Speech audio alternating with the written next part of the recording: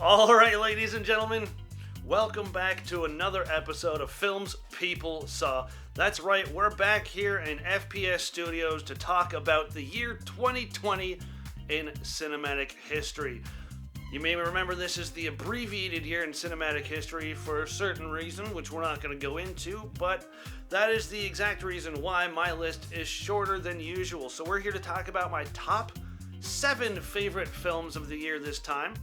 And I'm going to tell you my 2 worst, or least favorite films, the 2 worst films of the year, in my opinion. And that's it. Nice, quick little short video today. So appreciate y'all coming back for another episode. We're getting them out quicker than we were. It's really good to be back. Appreciate you all so much for the support on the last video. Let's keep it rolling. Don't forget to hit the like and subscribe video. Share it to all your friends. And let's keep the movie conversation going. Leave some comments down below on what your favorite films of the year were, and let's get right into the list, shall we? So let's start off with the 2 worst films of the year. My 2 least favorite films of the year.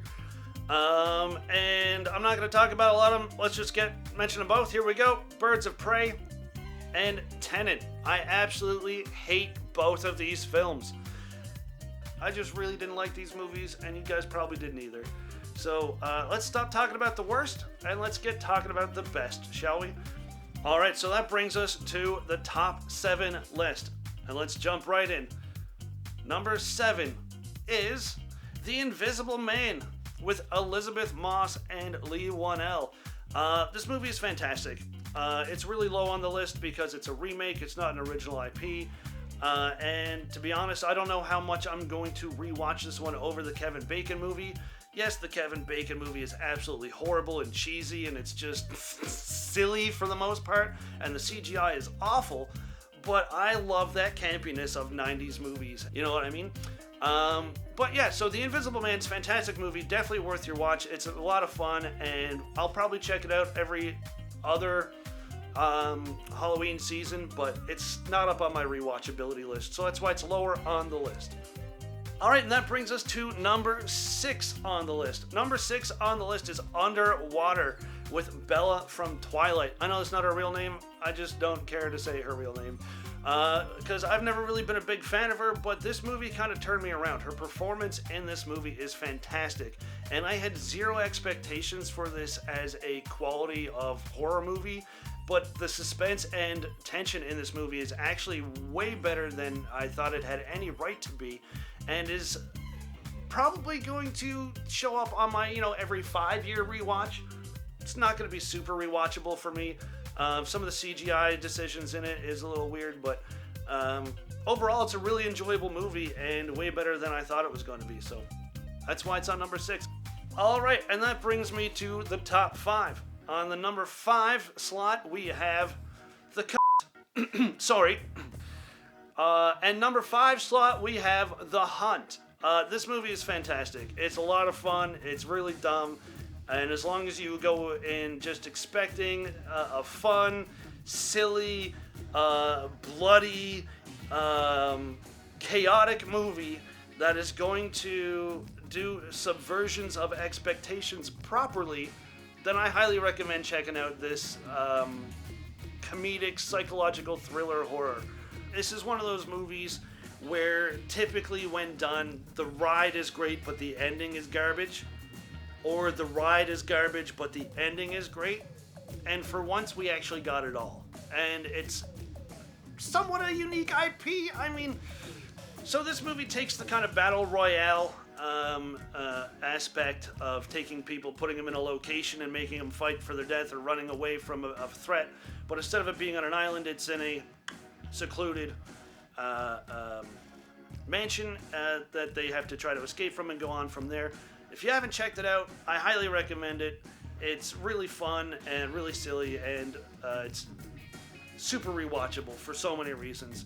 And for all of that, it's in at number 5. Alright, and here at number 4, I contradict myself. Yes, I'm going to contradict myself here. And this, what I mean by that is, normally I would have flipped these two because The Hunt was more of an original IP than Sonic the Hedgehog. But because the internet was able to come together and completely change the look of the character itself, and Jim Carrey to come out of nowhere and actually give an amazing performance as Dr. Robotnik, this movie edged up a little bit higher on the list. It's also going to be one that I rewatch more than the others, just because it's more lighthearted. I can put it on in the background and jump in whenever I want, doing dishes type of thing. It's fantastic. It's really, really, really refreshing as a video game nerd to keep seeing good adaptations to screen. We're really being spoiled with this Sonic trilogy. And that's why it's in at number 4. I really enjoyed this movie. James Marsden keeps being stuck in cars with animated characters, but he pulls it off. He's really charming, and he's an excellent sidekick to Sonic. Roll up into a ball, spin on over, load it up, check it out. Sonic's in at number 4. Alright, in at number 3, we get back to normality, and what I mean by that is we have original IPs back on the menu. That's right, in at number 3, we have, nope, this side, Becky. That's right, this fantastic movie is just so much fun. So in this movie, Kevin James subverts expectations. Again, subverting expectations in the best way possible. Normally we see Kevin James in a mall cop, Paul Blart style slapstick comedy, or he's the sweetheart, husband, love interest, or the president in one movie for some reason. But we have never seen him play a villain, and in this movie, Kevin James goes all out. He plays a skinhead, and he is absolutely terrifying. So, the good things about this movie, Kevin James, the lead actress, the tension, the gore, the sound design, fantastic movie all around, and I'm so glad they made a sequel. The sequel's even better in my opinion, and I'm really hoping they make a threequel. But yeah, Becky is absolutely worth watching if you like thrillers, if you like slashers, if you like cat and mouse, and if you love when skinheads get their comeuppance, you're gonna absolutely love this movie. So check out Becky, streaming somewhere. Alright, that brings us to our top 2. We're getting through as much faster than we did last week. Thank you guys so much for being here. Thanks for coming back. Hope you're enjoying this episode. Again, don't forget to like, subscribe, share, all that good stuff, all that things the kids are doing these days. Make sure you guys do it. Help me get through the YouTube algorithm, and if you want to see more content like this, as long as you guys keep showing up, I'm going to keep making it. And if you guys have any suggestions about what lists you want me to make or what movies you want me to talk about, drop those in the comments below as well, and maybe I'll just take your advice and we'll make a video about it. But that being said, let's get back to the top 2 in the list. Here we go. Coming in at number 2, we have Color Out of Space. That's right, this Nicolas Cage movie is phenomenal. This is an insane Nicolas Cage movie. It may be his more subdued performance in a long time. It may be one of his most subdued performances, but the movie makes up for that. The balance, the yin-yang effect of Nicolas Cage's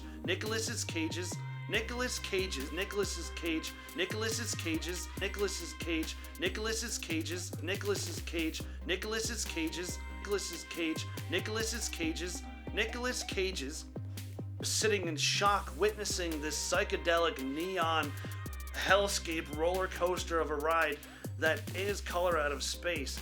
This is an absolute mind of a movie. It doesn't spoon feed you what's going on. It just grabs you by the balls, lifts you into the air, spins you around, and hopes you can pay attention enough to figure out where you land on the ground. And yes, I know it's not an original IP, and normally that's where we save these spots for. I know it's based off a book, but because it is so much fun and so different from your normal Hollywood style movie, I can't help but give it props. And I'm a huge Nicolas Cage fan, and I just absolutely thoroughly enjoy the out-of-box nature that is Color Out of Space. With all that being said, ladies and gentlemen, that takes us to our number one spot. And this is where you're gonna hate me, because I'm pulling a technicality here. And here at number one, we have The Gentleman. That's right, ladies and gentlemen. The number one movie for 2020 is The Gentleman from 2019. Yeah, the 2019 movie, The Gentleman, is the best movie for 2020.